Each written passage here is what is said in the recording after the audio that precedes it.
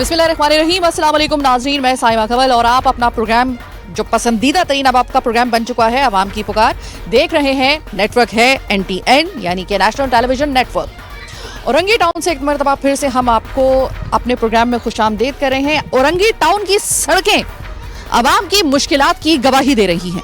उबलता हुआ सीवरेज, पानी की किल्लत अवाम की जिंदगी को अजाब बना रही है।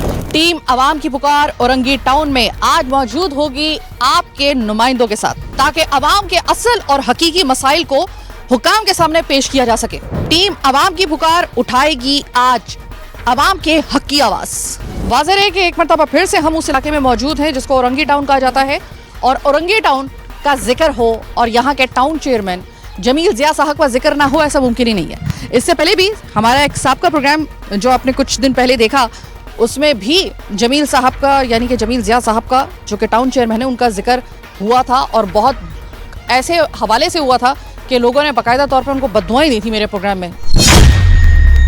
लेकिन बहरहाल मैं उस चीज़ की गवाह हूं कि लोग उनसे कितने परेशान हैं उनकी कारकर्दगी से। इस वक्त अगर मैं आपको ये तमाम मनाजिर दिखा दूं तो यकीन मानिए कि इस वक्त इतनी गंदगी है, इतनी मुझे घिन आ रही है यहाँ पर, इतना ज़्यादा यहाँ पर। और मैं ये सोच रही हूँ अभी तो सूरज जो है वो पूरे आबोताब के साथ रोशन है।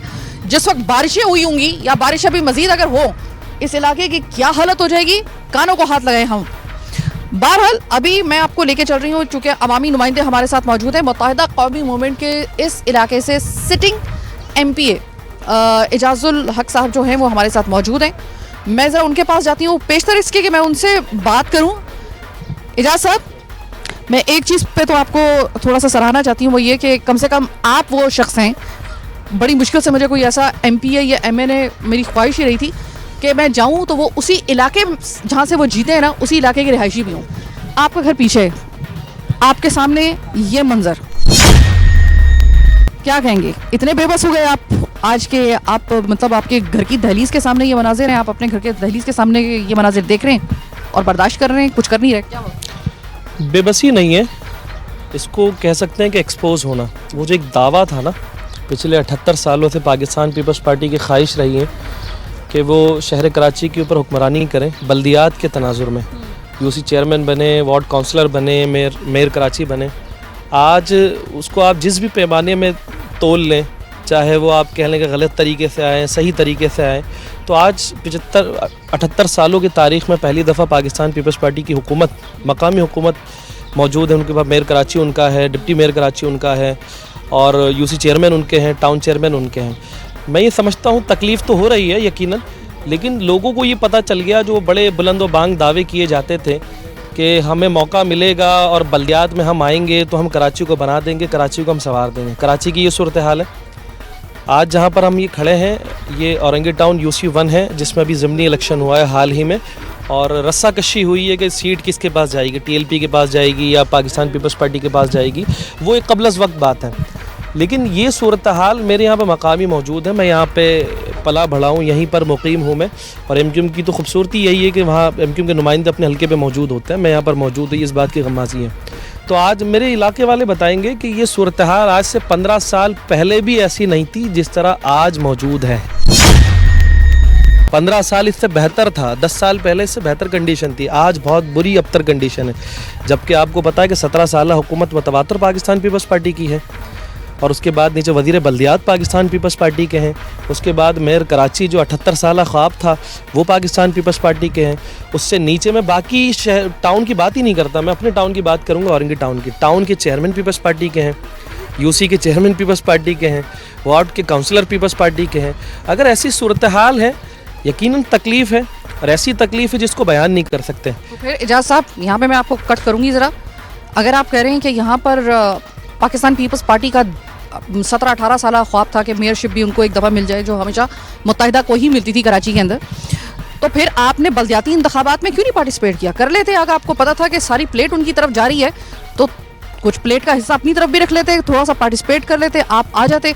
अभी तो आप लोग चलें, शुक्र है कि जनरल इलेक्शन में आप लोगों के पास आ गई, आप लोगों के पास थी। लेकिन ये कि मुझे वो वक्त भी याद है, और लोगों को भी यकीनन याद होगा कि MQM का ना आज से एक दिहाई पहले तक MPA तो क्या, अगर कोई काउंसलर भी अगर किसी इलाके में मौजूद होता था ना, ये मैं देखती गई ये हालत होती कैसे। सवाल ही पैदा नहीं होता था। आज एमपीए बैठा हुआ है इसी इलाके के अंदर और वो खुद मुझसे ये शिकायत कर रहा है कि ये देखें मेरे घर के आगे क्या हालात हैं। तो ये कुछ मामला जो है वो कुछ ज़्यादा गंभीर नहीं हो गया? देखिए, हम अपने हिस्से के प्लेट हम लेना नहीं चाहते थे। बल्दियाती इलेक्शन का बाइकआउट करने का मकसद ये था कि अगर हम बल्दियाती इलेक्शन लड़ भी लेते ना, फिर भी पाकिस्तान पीपल्स पार्टी ने आना था। बहुत सिंपल सी बात है कि डिस्ट्रिक्ट वेस्ट को 2 हिस्सों में तकसीम किया गया। मैं एग्जांपल के लिए बता रहा हूँ कि बल्दियाती इलेक्शन से क्यों बाइकआउट किया। एक को डिस्ट्रिक्ट कमाड़ी बना दिया, एक को डिस्ट्रिक्ट वेस्ट बना दिया। अब डिस्ट्रिक्ट वेस्ट के अंदर 3 टाउन बनाए, एक मोमिनाबाद टाउन, एक औरंगी टाउन, एक मंगोपीर टाउन। इन 3 टाउन्स में से जो सबसे ज़्यादा गुंजान आबादी वाला टाउन है जहाँ पर आप मौजूद हैं, औरंगी टाउन है। इसकी आबादी 40 से 45 लाख की है।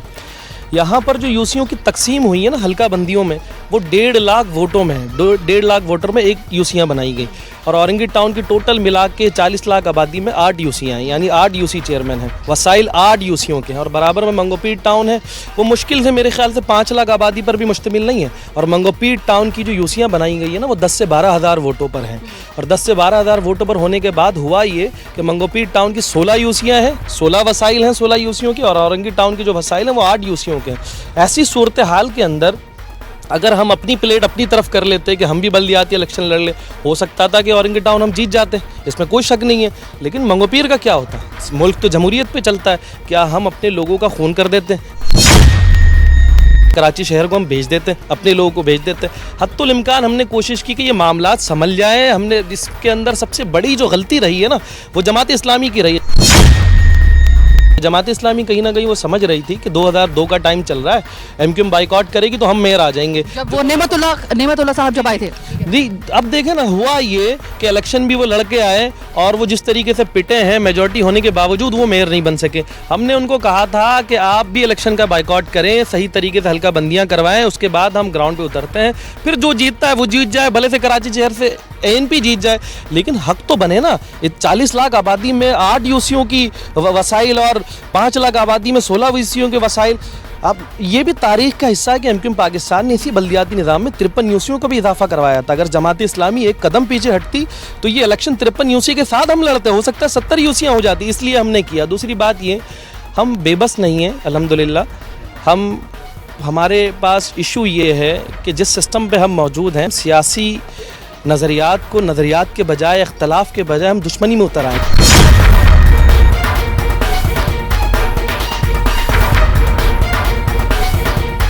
देखिए, अगर एमपी यहाँ पर बैठा हुआ है तो पाकिस्तान पीपल्स पार्टी का बल्दियाती निज़ाम मौजूद है। आप इतना स्ट्रॉन्ग कर लें अपने आप को कि एमक्यूएम ही ख़त्म हो जाए यहाँ से। बैठा हुआ हूँ ना, मेरे खिलाफ आप तनकीद कर लें कि आप कुछ नहीं कर पा रहे हैं। मसला ये है कि ना खुद ये कुछ कर रहे हैं, ना किसी को करने दे रहा। अभी मैंने एमडी वाटर बोर्ड को फ़ोन किया, बारहा किया। ये एक झलक है आपके पास ना।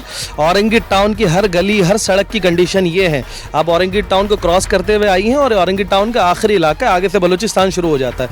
ये कंडीशन है, ये सूरत हाल है। नाकाम बल्दियाती निज़ाम, नाकाम वाटर कॉरपोरेशन, नाकाम केएमसी का निज़ाम, यहाँ पर कोई पूछने वाला नहीं है। इजाज़ ये बताइएगा कि अब बात कर लेते हैं कि टाउन चेयरमैन जमील ज़िया साहब, आप एमपीए हैं, वो चलें सहाफ़ियों से वो मतलब नज़रें चुरा लेते हैं। मैं लास्ट टाइम गई थी तो वो जा चुके थे और मुझे अच्छे तरीके से अंदाज़ा है कि उनके पास बहुत से सवालों के जवाब नहीं है, इस वजह से वो कनी कतरते हैं। आप तो सिटिंग एमपीए हैं ना, तो आप तो जब जाते होंगे चेयरमैन के पास, आपकी तो मुलाकात हो जाती होगी। आपको लग रहा है कि चेयरमैन साहब इंटरेस्टेड हैं भी ये मसाइल हल करने के लिए या नहीं? अगर चेयरमैन साहब इंटरेस्टेड होते हैं तो औरंगी टाउन की ये सूरत हाल नहीं होती। बहुत अच्छी बात आपने की कि मैं सूबाई असम्बली का मेंबर हूँ, मैं कानून साज असम्बली का मेंबर हूँ, लेजिस्लेटर हूँ। बल्दियाती इलेक्शन चूँकि जनरल इलेक्शन से पहले हुए थे, तो हमने सियासी अख्तलाफ को साइड रखते हुए जमील ज़िया साहब के पास मैं ख़ुद गया था। मैंने कहा देखें, बुनियादी तौर पर हम औरंगी टाउन के पैदावार हैं, औरंगी टाउन के बेटे हैं ना। आप एक पीपल्स पार्टी के प्लेटफॉर्म से हैं, आपके पास लोकल इंतज़ामी उमूर आपके ज़िम्मे हैं और मेरे पास जो है वो सूबाई असम्बली का फ्लोर है। हम मिल के काम करते हैं और दोनों ही औरंगी की पैदावार हैं, औरंगी के बेटे हैं, तो औरंगी टाउन के लिए काम करते हैं। तो मेरे ख़्याल से उनको ये बात समझ में नहीं आई थी। तो इसका सूरत हाल ये है कि ना वो ख़ुद करते हैं कुछ, बल्कि हम जो निशानदही करते हैं उसके ऊपर उनको सियासत नज़र आ जाती है कि एमक्यूएम सियासत चमका रही है। ऐसा नहीं है। आज देखें, यूसी चेयरमैन को 12 लाख रुपए मिल रहे हैं ना। एमक्यूएम के बल्दियाती निज़ाम के अंदर 5 लाख रुपए मिला करते थे, चूँकि उस 12 लाख में 4 लाख रुपए तनख्वाहों के मद में है, लेकिन 8 लाख रुपए तो बाकी हैं। मेरे ख्याल से यहाँ अगर आप यूसी काम करना चाहता तो 50,000 रुपये बहुत हैं। 50,000 रुपये भी बहुत ज़्यादा कह रहा हूँ। 15-16 करोड़ रुपए ओजेडी के मद में टाउन चेयरमैन के पास आ रहे हैं ना। आप मवाजना एमएनए को छोड़ दें, आप एमपीए के साथ आप मवाजना बल्दियाती निज़ाम को नहीं कर सकते।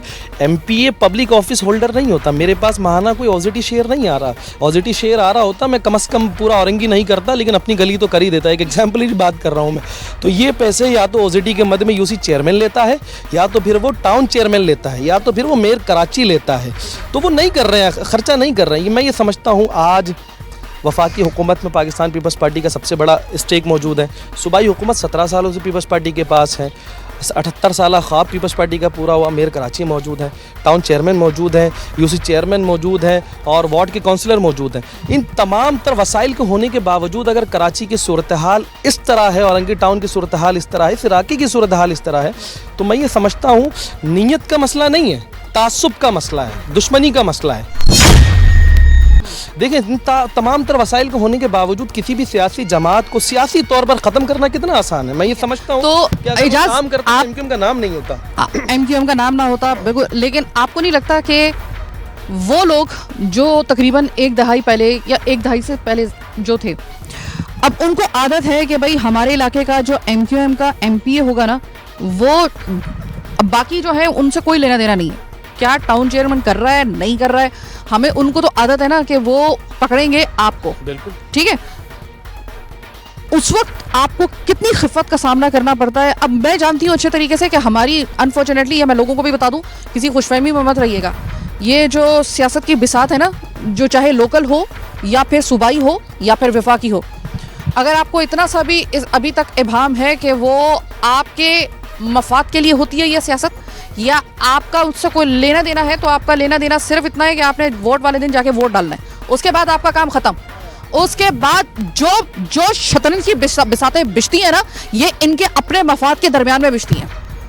अपनी अपनी 2.5-1.5 इंच की मस्जिदें जो इन्होंने बनाई हुई हैं, ये सिर्फ उसके गिर्द ही घूमते हैं। ये अवामी मसाइल इनको नज़र नहीं आते। अगर किसी के जहन में कोई गलत फहमी है तो मेरे इस 10-11 साल के इस एक्सपीरियंस से मैं आपको ये पूरी जिम्मेदारी के साथ बता रही हूँ। अब एजाज साहब, आप मुझे ये बताइएगा कि वही वाली बात हो गई कि आपको तो जाहिर है कि वो वाले लोग जो अभी सामने मेरे खड़े हैं, इन्होंने वो देखा हुआ वो पहले वाला एमक्यूएम का दौर, उसमें तो एमपीए की मौजूदगी में तो सवाल ही पैदा नहीं होता था कि कोई इस तरह के कोई हालात तस्वीर में भी नहीं हो सकते थे, तस्वुर में तो बहुत दूर की बात।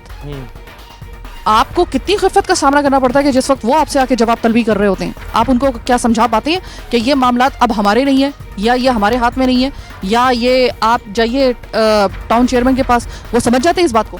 देखिए, औरंगी टाउन के लोग तो वैसे ही बड़े पढ़े लिखे और समझदार लोग हैं। आपने जो बात कही ना कि सियासी रस्साकशी, ऐसा नहीं होता। आज भी जो औरंगी टाउन हो या कराची शहर के अंदर जो आपको इंफ्रास्ट्रक्चर नज़र आ रहा है ना, तबाह हाल, उसको बनाने का क्रेडिट इसी एमक्यूएम पाकिस्तान को जाता है।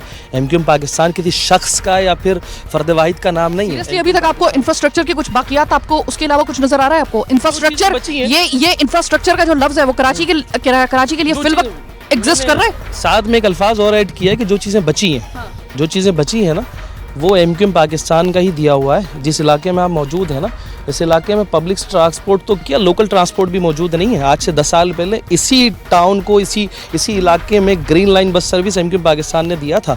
और यहाँ पर जो आप चीज़ें थोड़ी बहुत नज़र आ रही होंगी ना, जिससे लोग चल रहे हैं, ये सैवरेज हो गया, ये पेवर हो गया, ये एमक्यूएम का दिया हुआ है।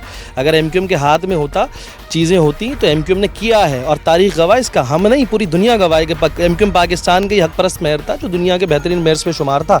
और यही कराची शहर दुनिया के बेहतरीन लिविंग शहर के अंदर, सिटी के अंदर शुमार किया जाता था। आज दुनिया के बदतरीन शहरों पे शुमार किया जाता है। हमारी नीयतों पे शक कर, क्योंकि हमारे लिए मसला ये है कि ये मामला कब से खराब होना शुरू हुए थे? तकरीबन अप्रॉक्सीमेटली कितने साल पहले? देखिए, जब से बल्दियाती निज़ाम को, देखिए, जब भी पाकिस्तान पे मुझे मजबूरन कहना पड़ रहा है, कहीं ना कहीं पाकिस्तान के अंदर जो जमहूरी निज़ाम है ना, जमहूरी निज़ाम, वो आवाम के लिए सज़ा बन जाती है। मैं बोलना नहीं चाहता था ये बात, वो सज़ा बन जाती है। पाकिस्तान पीपल्स पार्टी पहले तो बल्दियाती इलेक्शन पे बिलीव नहीं करती। मैं समझता हूँ पाकिस्तान कोई भी जमात बिलीव नहीं करती। अगर बिलीव कर रही होती, नून लीग पंजाब में करा चुकी होती, नहीं कराया उन्होंने। सिंध के अंदर 2010 में मुस्तफ़ा भाई का वो बल्दियाती निज़ाम का इख्तिताम होता है, तो 2015 तक इलेक्शन नहीं होते। 2015 में सुप्रीम कोर्ट के अहकामात के ऊपर बल्दियाती इलेक्शन कराए जाते हैं, वो वसीम अख्तर भाई मेयर कराची बन के आ जाते हैं। उनके हवाले से बड़ा मशहूर कॉल है कि इख्तियारात का रोना रोते थे। भाई रोते हैं यार, इख्तियारात का रोना जब नहीं मिलेगा, इख्तियारात किसने देने हैं? सूबाई हुकूमत ने देने, वज़ीर बल्दियात ने देने, सूबाई असम्बली ने देने। वो अगर नहीं देगा तो क्या हम गंडा सिंह बन जाए, गंडा लेके वो सुल्तान राही बन के लोगों को मारते फिर? ऐसा नहीं होता। कानूनी इख्तियारात फ्लोर से मिलेंगे। आज ये है, चलो आपने एमक्यूएम के मेयर को 2015 से 2020 तक आपने इख्तियारात नहीं दिए, लेकिन 2023 के बल्दियाती इलेक्शन के बाद जो मेयर कराची हैं, जो टाउन चेयरमैन हैं, जो यूसी चेयरमैन हैं, जो बल्दियाती नुमाइंदे हैं, वो तो पाकिस्तान पीपल्स पार्टी से ताल्लुक़ रखते हैं। अगर आप इतना ही सीरियसनेस का मुजाहिरा कर रहे हैं, कराची शहर की आपको इतनी तकलीफ़ है, क्यों करना आप मसले को हल करते हैं? अब मसला है एमपीए का और एमएनए का, जो हमारे ऊपर, जाहिर सी बात है, हम ये इलाके हमारे हैं, हमारे लिए शहर भी यही है, हमारे लिए गांव भी यही है, हमारे लिए देहात भी यही है। हमने नॉर्मल डेज़ भी यहाँ गुजारना है, हमने छुट्टियाँ भी यहाँ गुजारनी है। तो हमारे लिए ये शहर, ये टाउन, ये इलाके जीने मरने का मामला है।